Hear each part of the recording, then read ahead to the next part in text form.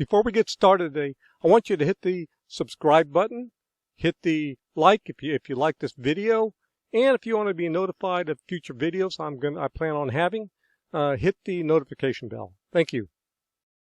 Hi all. I'm going to be talking to you about reading and the importance of reading, because reading really allows you to expand your mind.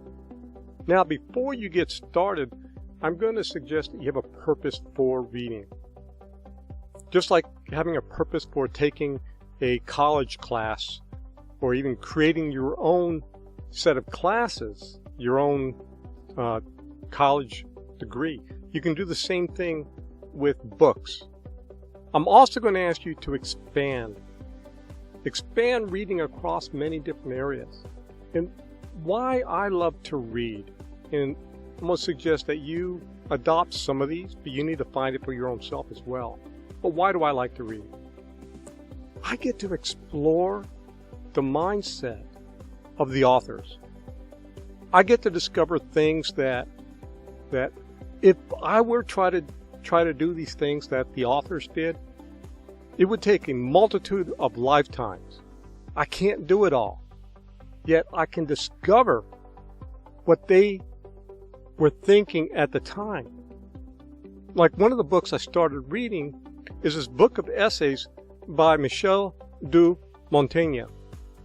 And he wrote, this is kind of like an autobiography of his life, but he did it through a series of essays. And those essays shows his thinking at the time. Now, he was a person of the Renaissance. I believe he was born in 1533.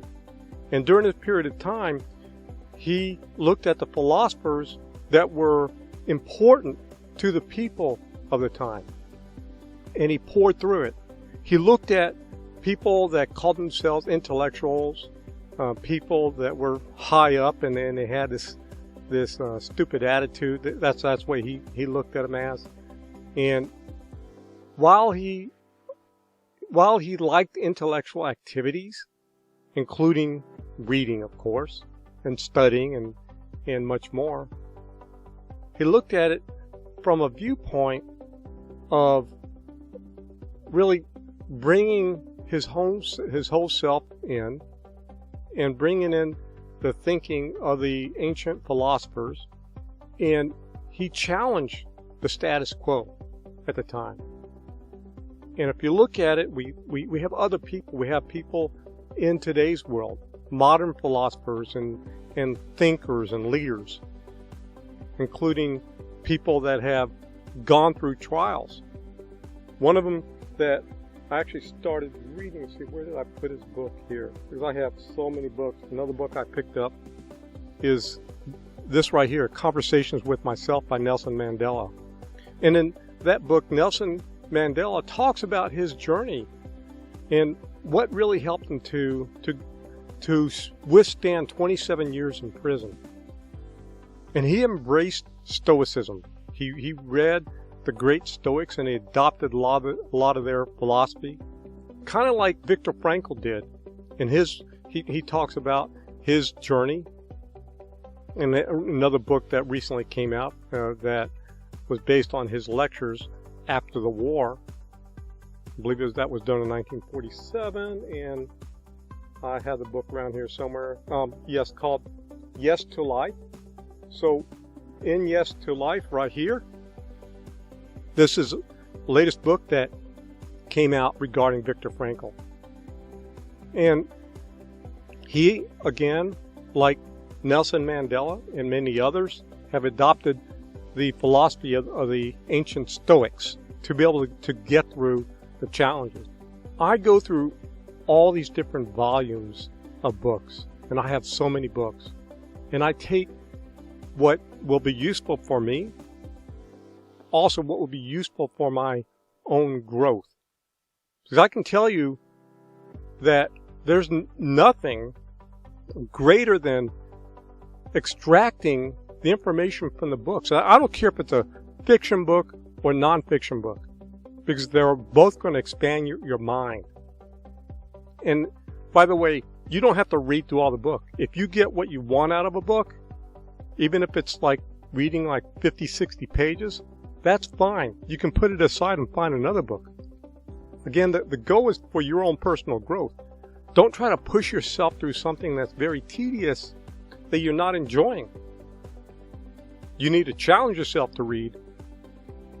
Find a time to read in a particular time of the day, in a space that you're going to enjoy reading and absorbing and growing.